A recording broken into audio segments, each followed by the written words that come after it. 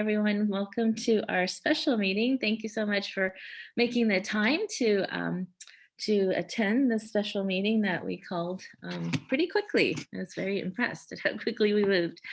So I will call the meeting to order at 1 o'clock, and I'll read my little COVID statement. This meeting will be conducted in accordance with State of California Executive Order N2920 dated March 17, 2020, in consideration of the coronavirus COVID-19. All members of the Silicon Valley Clean Energy Board of Directors and staff will participate in this meeting by teleconference.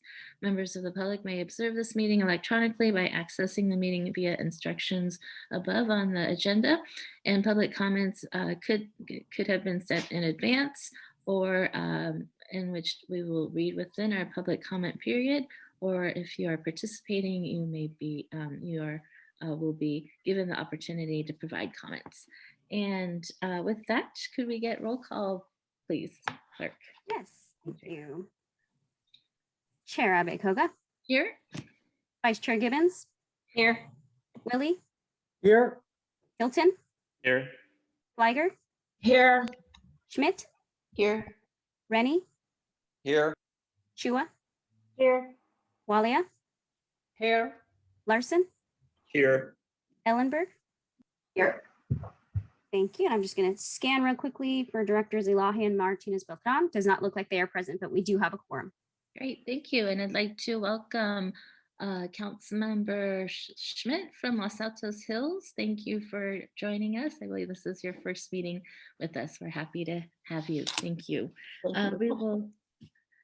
We will now go on to public comment on matters not listed on the agenda. Are there any members of the public wishing to speak on a non-agendized item? If so, if you're in the participant box, please press the raise hand button, or if you're on the phone, please hit *9. And I don't see any hands, so I will close public comment, and we will move on to our regular calendar, which is to authorize the CEO to execute a 20-year power purchase agreement with AES North American Development LLC. And I'm assuming, is this Monica Padilla doing the presentation? Okay, great. Monica, welcome. Hello, it's actually a joint presentation, mostly being done by Ian Williams, who is a Power Resources Manager. Some of you already know him. I don't think he's ever presented to the board before, so this will be his first time. And we're really excited to bring this project to the board for consideration. It's a existing wind project located in California, the southern part of California. And for us, it would be the first wind resource in our portfolio of renewable resources. And so Ian has a quick presentation for you, and hopefully you'll consider our request. With that, I'll pass it to Ian. Thanks, Monica. Yes, we're here to discuss the Mountain View Wind PPA and Mountain View with AES North America. AES North America is the owner of this project. Next slide. So here's just a brief overview of the Mountain View Wind project. It's located in Riverside County outside of Palm Springs. It's PCC1 bucket RPS. As I mentioned, AES is the developer and owner.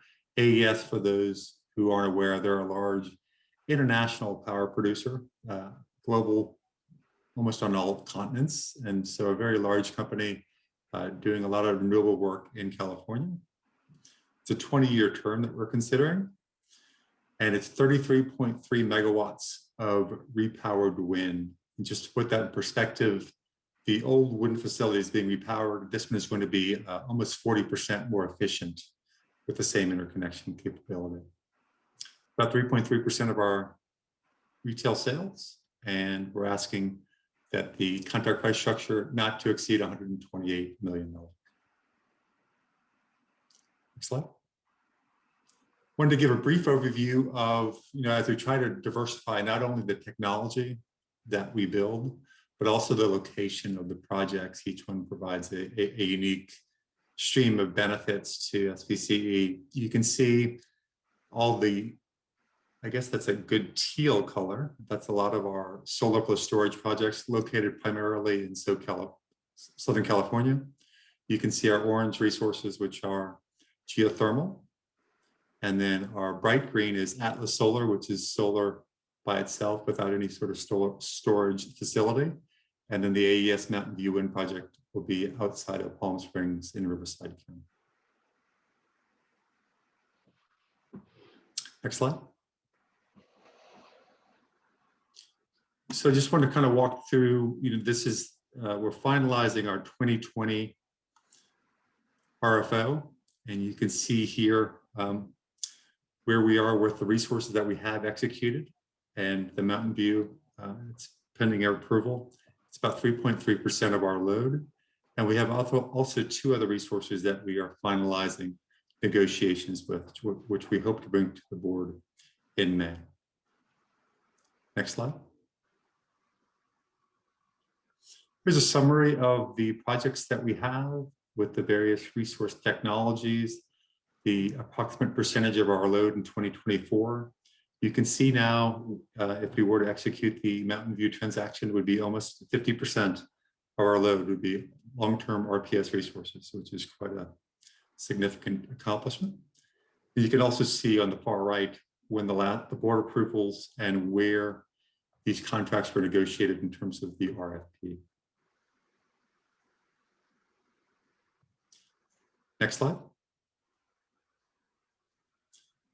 When we look at long-term procurement in our mandates associated with SB 350, we're trying to be ahead of that mandate. You can see in the first green line that with our current 10 PPAs, we're at 27.6% for compliance period 4. Again, those are the 4 years between 2021 and 2024. The mandate's 26%. And with the proposed Mountain View Wind, we'd be at 30.3%. And you can see the kind of growth in the trajectory of our future compliance periods, 5 and 6, where we end up in terms of our targets, well ahead of all of our state mandates. Next slide. Here's another graphical depiction of all of our resources in terms of when they're coming online and how we look in terms of the SB 100 requirement, as well as our own internal policy. And I guess the big thing to notice is the blue, which is our short-term RPS, that's slowly being whittled away as we start to execute longer-term transactions to meet our RPS portfolio needs.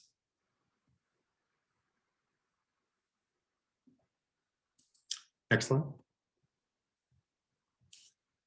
Here's our clean net open position. And when we say clean net open, we include not only our RPS requirements and needs, but also our carbon-free energy requirement and needs. And you can see here that through 2030, we still have a significant open position in terms of how we're going to fill this. And we'll be bringing, I guess, our long-term strategy back to the board to look at our long-term contracting, how to best optimize this open position, looking at short-term and carbon-free resources, as well as some potential allocations from PG&E. Next slide. Again, another summary mix of all the facilities we have, the technology, the location. Another thing we tried to diversify is the number of the contract terms. You can see how the terms vary with our contracts as we try to ladder in positions. Expected online dates, our generating capacity numbers, percentage of load, and storage facilities.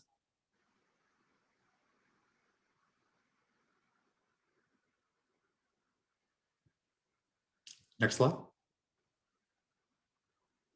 So here's our request to the board, is to authorize the CEO to execute the PPA with AES North American Development in substantial form and any necessary ancillary agreements and documents with the following key terms.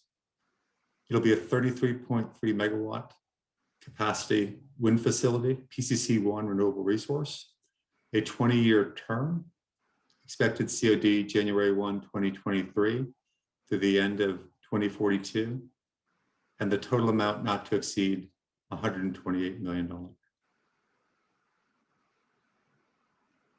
Happy to answer any questions. Great, thank you very much for the presentation. Any questions from any of our board directors?